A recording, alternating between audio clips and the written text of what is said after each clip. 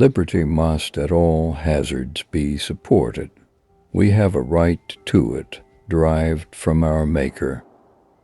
But if we had not, our fathers have earned and bought it for us, at the expense of their ease, their estates, their pleasure, and their blood. Government is instituted for the common good, for the protection, safety, prosperity, and happiness of the people, and not for profit, honor, or private interest of any one man, family, or class of men. Fear is the foundation of most governments. To be good and to do good is all we have to do. Facts are stubborn things, and whatever may be our wishes, our inclinations, or the dictates of our passions, they cannot alter the state of facts and evidence. I must study politics and war that my sons may have liberty to study mathematics and philosophy. The happiness of society is the end of government. Power always thinks it has a great soul and vast views, beyond the comprehension of the weak. Liberty, once lost, is lost forever. Let us tenderly and kindly cherish, therefore, the means of knowledge. Let us dare to read, think, speak, and write. The die was now cast. I had passed the Rubicon, sink or swim, live or die, survive or perish with my country, was my inalterable determination. Our Constitution was made only for a moral and religious people. It is wholly inadequate to the government of any other. Posterity, you will never know how much it cost the present generation to preserve your freedom. I hope you will make good use of it. There is danger from all men. The only maxim of a free government ought to be to trust no man living with power to endanger the public liberty. Liberty cannot be preserved without general knowledge among the people. The preservation of the means of knowledge among the lowest ranks is of more importance to the public than all the property of all the rich men in the country. Property is surely a right of mankind as real as liberty. All the perplexities, confusion, and distress in America arise not from defects in their Constitution or Confederation, not from a want of honor or virtue, so much as from downright ignorance of the nature of coin, credit, and circulation. A pen is certainly an excellent instrument to fix a man's attention and to inflame his ambition. Liberty and virtue are blessings of such inestimable value that they should be carefully preserved. The right to be left alone is indeed the beginning of all freedom. Liberty can no more exist without virtue and independence than the body can live and move without a soul.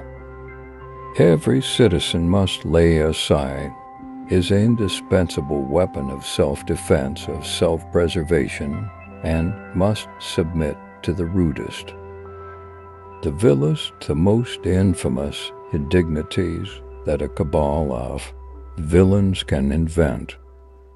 It is more important that innocence be protected than it is that guilt be punished, for guilt and crimes are so frequent in this world that they cannot all be punished. I pray heaven to bestow the best of blessings on this house and all that shall hereafter inhabit it. May none but honest and wise men ever rule under this roof. The happiness of society is the first law of our nature. I must not write a word to you about politics, because you are a woman. The law and all vicissitudes of government, fluctuations of the passions or flights of enthusiasm, will preserve a steady and deviating course. It will not bend to the uncertain wishes, imaginations, and wanton tempers of men. I have accepted a seat in the House of Representatives and thereby have consented to my own ruin, to your ruin, and to the ruin of our children. I give you this warning that you may prepare your mind for your fate. Abuse of words has been the great instrument of sophistry and chicanery, of party, faction, and division of society. I have long been convinced that institutions purely democratic must, sooner or later, destroy liberty or civilization or both. Great is the guilt of an unnecessary war. To believe all men honest is folly, to believe none is something worse. Liberty, according to my metaphysics, is a self-determining power and an intellectual agent. It implies thought and choice and power. The most complicated and most beautiful system of government was framed for our federal republic.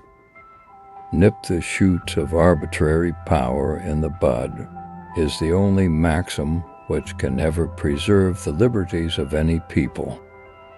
A government of laws and not of men. The jaws of power are always open to devour, and her arm is always stretched out, if possible, to destroy the freedom of thinking, speaking, and writing. Fame and power are the objects of all men, even. Their partial fruition is gained by very few, and that, too, at the expense of social pleasure, health, conscience, life. Children should be educated and instructed in the principles of freedom. The essence of a free government consists in an effectual control of rivalries. It is not unfrequent to hear men declaim loudly upon liberty, who, if we may judge by the whole tenor of their actions, mean nothing else by it but their own liberty to oppress others. I must study politics and war that my sons may have liberty to study mathematics and philosophy. The love of power and the love of liberty are an eternal antagonism. The moment the idea is admitted into society that property is not as sacred as the laws of God, and that there is not a force of law and public justice to protect it, anarchy and tyranny commence. In politics, the middle way is none at all. Liberty and good government do not exclude each other, and there are excellent reasons why they should go together. The fundamental law of the militia is that it be created, directed and commanded by the laws, and ever for the support of the laws. Let us tenderly and kindly cherish, therefore, the means of knowledge. Property is surely a right of mankind as real as liberty. Our obligations to our country never cease but with our lives. To judge of the real importance of an individual, one should think of the effect his death would produce on his country. The true source of our suffering has been our timidity. We have been afraid to think. Old minds are like old horses. You must exercise them if you wish to keep them in working order. A pen is certainly an excellent instrument to fix a man's attention and to inflame his ambition. The only foundation of a free constitution is pure virtue. You will ever remember that all the end of study is to make you a good man and a useful citizen. The happiness of society is the first law of our nature. Power must never be trusted without a check. It is religion and morality alone which can establish the principles upon which freedom can securely stand.